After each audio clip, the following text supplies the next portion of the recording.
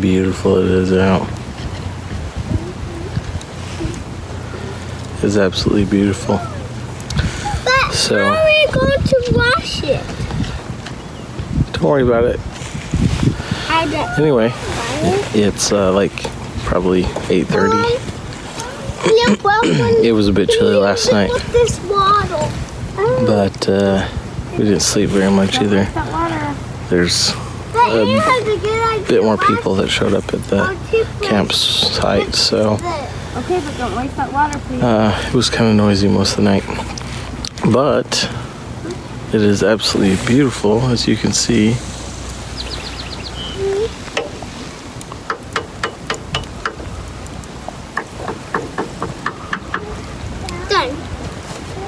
It's going to be a beautiful day to go out on the ocean. Day 2 is going to be awesome. We got some fun stuff that we're going to be doing. So I think the port's about a mile from here. So there's just a nice path you can see people walking on. We're just going to take the path out to it. So I think you have to pay for parking anyway. So we're going to get some exercise in and enjoy the walk, and we'll video some of that as we head out towards that way. And once we're going on a boat. Yeah, she's super excited. All the kids are excited to go. My dad. Anyway, we will bye, Bob. We'll see you guys once we start heading out that way. Bye, Bobs. Tell us what happened to your forehead. They cracked it open at the park. Park? Yeah, you were playing hard, huh? You slipped and fell. Are you okay? You feeling okay? Yeah. And Dad just ripped away. Dad's doing good. Thank goodness for Dermabond, huh? Yeah. Bye-bye, Dermabond. Dermabond and Daddy working in the OR.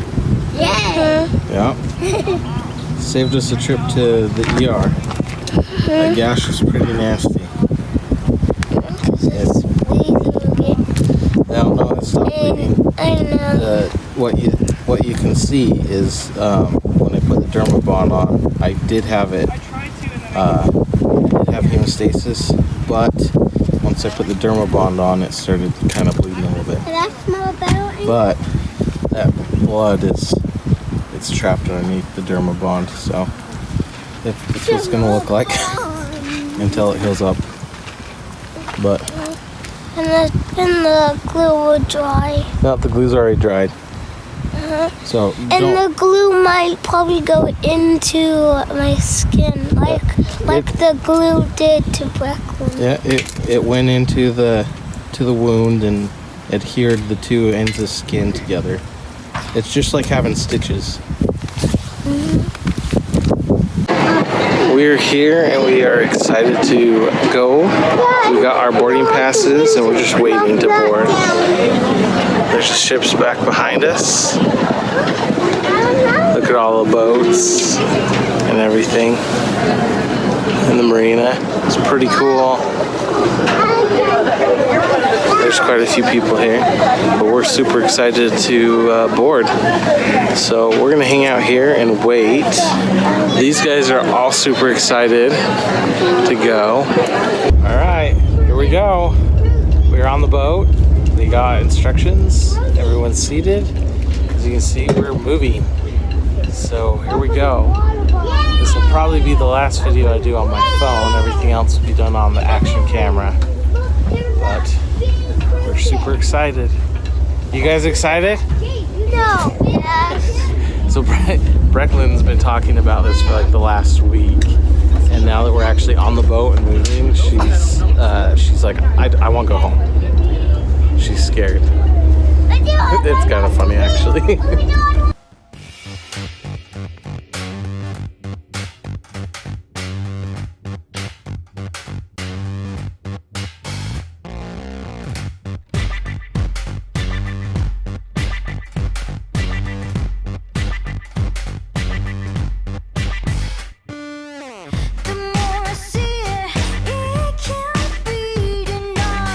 The more I feel it, hide it to the side. I know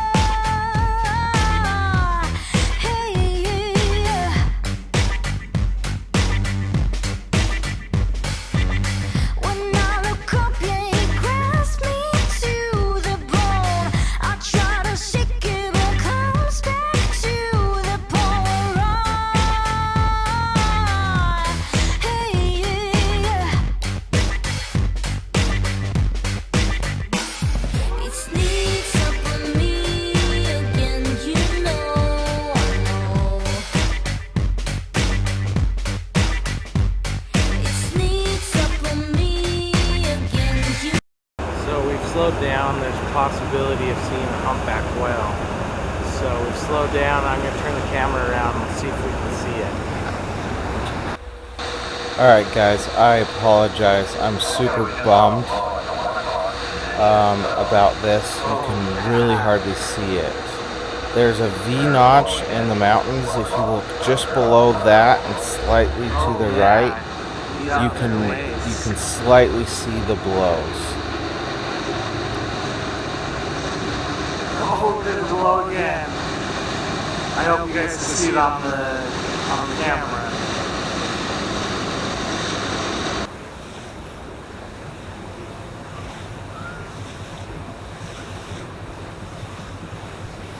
Oh, look at that. That's so cool.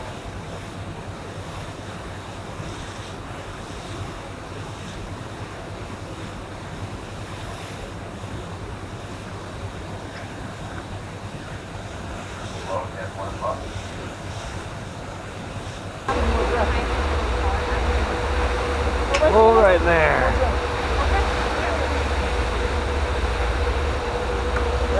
Right here. That's right over here. That's right here. Watch the. He's gonna. No, but in the water. Look in the water. See? See that? Yeah. That's up. Look in the water, like right over here. Not way. You're in the water. Yeah, he's coming closer, so look kind of close to the water. Watch for some air. He's gonna come up. See? Oh, I see it. Yeah. You see his body? Yeah, I saw it. The tail. Yeah. Ah, yeah. It didn't look like it. I wanted it. Now it's come back. He's gonna come back here. Okay, that's an indication of a deeper dive. The whale's sinking down for a little bit. Oh, I'll tell you what though, I think we'll invest a little time in this whale. It's a nice calm water, it's a beautiful day here. So I'm gonna go ahead. Yeah, we might have to wait a little bit here. The word is we've got about a 9-minute downtime. Start looking here at the clock right now. Wait, the one that we just saw? While it's down, I'll mention a couple things.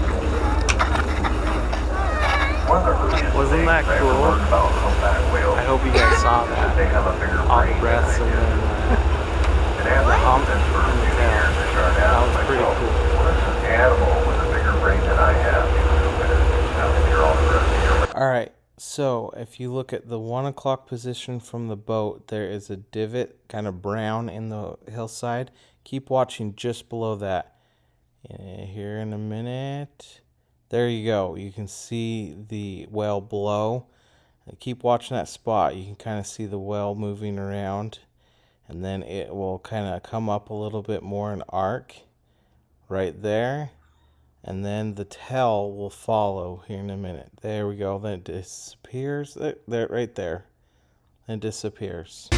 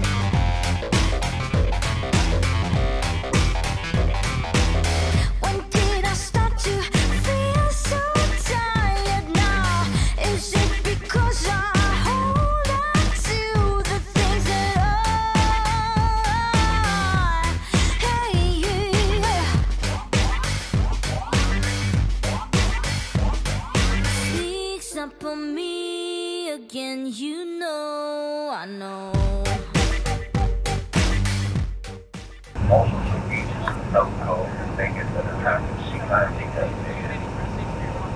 There's also some cabins in South Cove that are maintained by the state that the public like yourself can rent by the night. So considered by many locals, including myself, to be about the most scenic place you can get to by small boat without exposing yourself to the open ocean. Now, like mentioned, there's 3 small glaciers nestled up in the mountainside here in South Cove. They're kind of hard to make out because they're covered with winter snow. But one on the far left there, you can see some of the ice sticking out of the snow. Now, these glaciers, of course, are not flowing onto the hard ice. These are a special type of glacier they call a cirque glacier. And how they're formed, when you look above those glaciers, you can see the steep mountain faces. What happens is avalanches come down in the winter and spring. And as these avalanches come down year after year without melting in the summer, eventually what will happen is those layers of the avalanche material will compact under their own weight in ice and pretty soon give us slope of ice. That slope of ice will begin to move.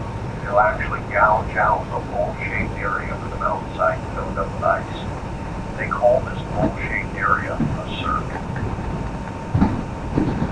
Now, if the current trend continues, those glaciers melt away eventually once you get up there. Some high mountain lakes, much like you find in the Colorado, Montana, and Wyoming mountains where glaciers have been in the past.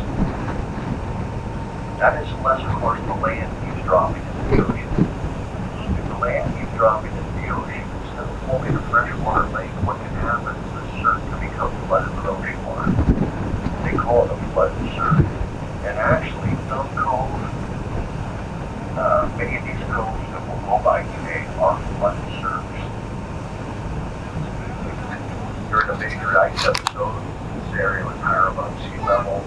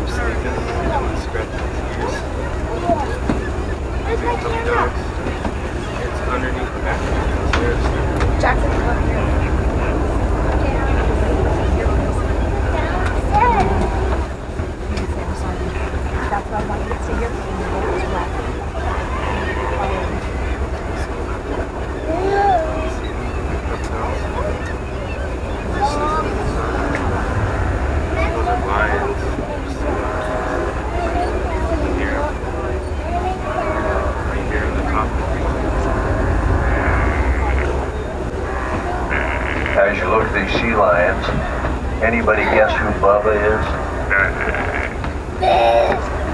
Yeah, he just fell back into the water. You'll see some animals substantially larger than others.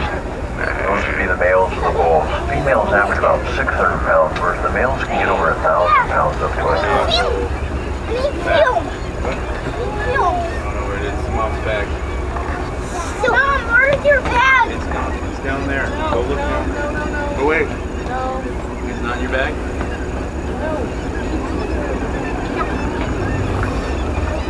Now this is not a rookery where pupping and breeding occur. This is a resting site, what they call a haul out. The reason the sea lions do this is to conserve energy when they're not feeding. Water will pull heat to your body over 20 times faster than air of the same temperature. So even on a really nasty day, it's worth their effort to haul out to conserve energy when they're not feeding. And as you can see, they're very good at conserving energy.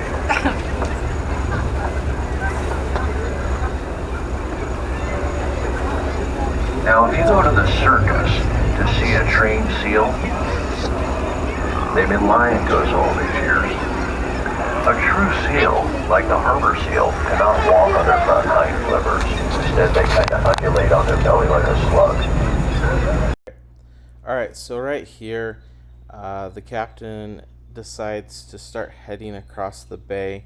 On the left side of the boat is open ocean, and on the right side of the boat is the inlet there into Seward. As you see, we're kind of panning around, and there's a couple islands out there. This island here in the center, there you can kind of see there's a little tiny building up on the top that's actually a World War II lookout point. Some of these islands had those. You can see that the captain has slowed down. He thought he had saw something out around the front of the boat. He actually did. Everyone's moving over to the left side of the boat to try and see if they can see them.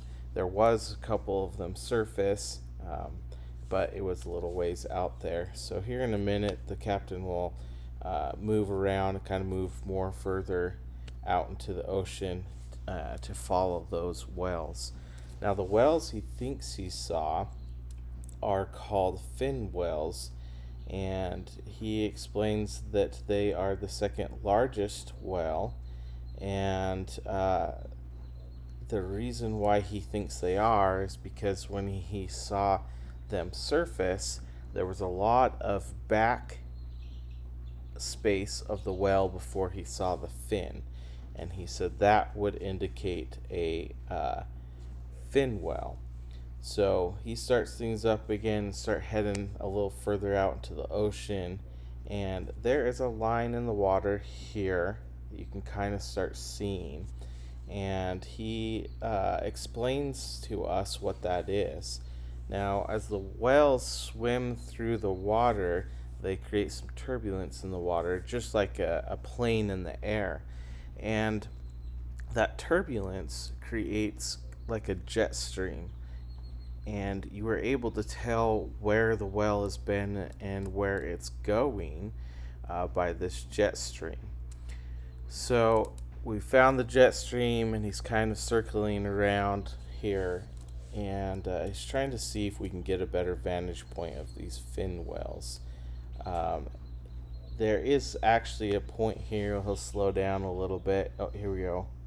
It kind of tries to turn the boat around a little bit more because he did actually see them, and that's what he's doing now, and tries to get us a little bit closer. Unfortunately, we weren't able to get close enough for the video to pick it up, but they were fin whales, and it was pretty cool to see. Okay. I got it. Did you? Okay, so we got some little dolphins.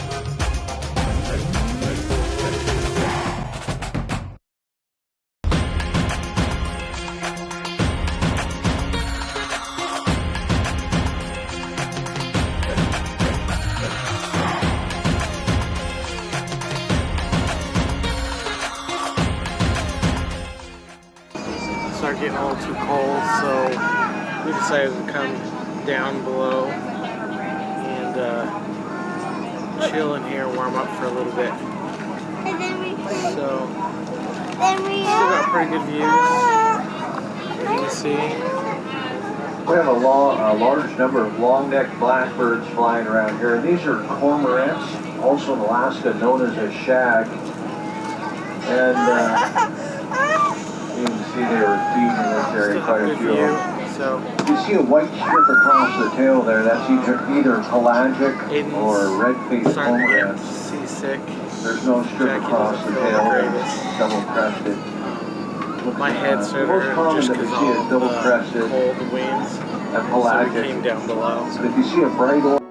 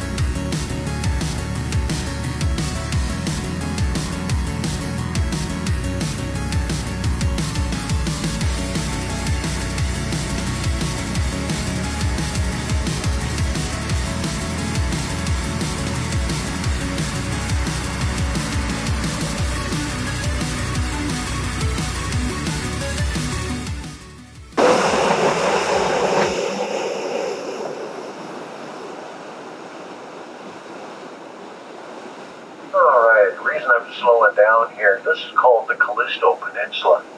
We also refer to it locally as Goat Alley. Reason being, this is a place that coastal mountain goats like to come down this time of year. And if you look at our 11 o'clock position, just to the left of the bow up there, there's 1, 2, 3, 4, 5, 6, about 7 or 8 goats up there on the mountainside, about 100 feet up. Pull up here and take a look at them. But again, about the 11 o'clock position. Oh, there they are. Really? Just above this lady's head here. Goats? Yeah. That was a terrible description, but you got the idea. Oh, I see them. See the little white fuzzy things just right up there? Yeah. Keep looking. There's one with tail. Yep, see? There's like 3 of them. No, and one with tail. Yeah. And nail. And nail. And nail. Yeah, you see him? Yeah, there's a lot of them. Dad, I really can't see. I really want the marker. So these are coastal mountain goats. I don't want you going home saying you saw a sheep on Resurrection Bay. There's sheep down here. There are sheep on the Kenai Peninsula, but not down here. The closest place that they both show up is at the Y, where you can go to Homer or to Anchorage. Both goats and sheep show up there. Well, probably the main reason we see goats here, not sheep, has to do with food source. Sheep are grazers. They rely heavily on grasses and sedges for their food source. In the wintertime, when we get all the snow down here, there's not a lot of windswept ridges where sheep can get down to their food. But these goats are not only grazers, they're also browsers, which means they can eat woody plants like willow, birch, even evergreen tree bark if they need to. So we get the deep snow in the wintertime, much easier for goats to find food than it is for the sheep. Now we also see these goats come down this time of year. What we see is the nannies come down here in the lowlands. In the next couple days here, mid-May, is when they give birth to their kids. So I'm guessing a couple of these animals right here are probably pregnant. And the next day or next couple of days, they're going to be giving birth to their kids. We'll start to see youngsters running around here. And it's pretty amazing. These young kids, within 24 hours of being born, they start to hop around these mountain cliffs with their moms following her everywhere. So it's pretty amazing how quickly they get their legs underneath them. Then eventually what will happen is the nannies with the newborn kids will start to move up in elevation as the snow melts in the upper elevations. And the females will get together with other females and create what they call a nursery group. Watch out for each other's kids. Although the billies, they don't like hanging out with those nursery groups. They kind of hang out in their separate groups, what they call bachelor groups. So they'll be in groups up in the highlands for the summer. And the fall we'll start to see them come back. You see them? I'll go to the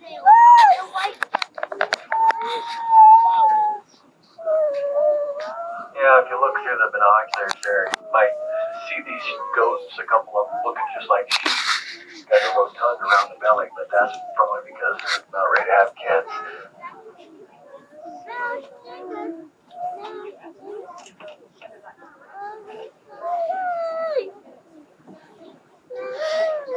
Yeah, you might see a smaller one up there, and that would be last year's kid. I don't see any newborns up there. The newborns, they get snow white. They're so fresh out of the oven that they're really white. Their fur hasn't had a chance to get dirty yet. So when those little ones come out, they're pretty much spot because they're just bright white. Stop it! Stop it! Yeah. Stop it! Oh! You I saw- saw it! Yeah, you see them splashing around. Whoa!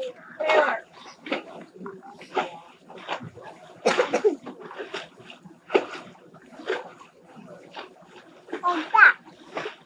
Whoa! Don't put on it. This thing called seeing gull, porpoise, and whales up here at the head of the bay towards Seward is kind of short-lived. Later in the summer, we won't see much activity up here at the head of the bay, but this time of year, what's going on is there's bait fish that come up into the head of the bay to spawn, and that attracts the predators. This time of year, you get the bait fish up here that get gull, porpoise, humpback whales, sometimes killer whales up here taking advantage of those food sources being up at the head of the bay. In Silverville, there over there, there's boats, so we're going back there too. Yeah, I slept before there. Well, what'd you think? Yeah? Someone's having a hard time with the sea sickness. Having a little bit of time trying to get back. But I think all in all, we had a good time. Pretty sure we have well over 2 hours of content that we are going to need to go through. So, which is gonna suck for us, but it's going to be awesome for you guys. If you are ever in Seward and you want to do something fun and really kind of get out and see how majestic the mountains and everything of Alaska are. Not just that, but the actual habitat for the wildlife. Yes, I think I said something to the fact that who wants to go to SeaWorld or any of these places that have captive wildlife when you can come out here and see them in their prime and in their own habitats. Pretty amazing, well worth it. We went through and used Kenai Fjords tours. Kenai Fjords tours is what we used. It was surprisingly very affordable and well worth every cent we paid. Something that I've been wanting to do since I moved up here with the kids is give them more experience, and that was well worth the experience. Yeah, we all had a good time. I think everyone got a little queasy once we had been out in open water, out on the Actual ocean. actual ocean. I think everyone got a little bit queasy, but I think we did well. Thanks for joining. We hope that you guys have enjoyed this little adventure that we've had and enjoyed joining us on this adventure. Hopefully we'll have a few more to share with you guys. And with that being said, have a wonderful evening.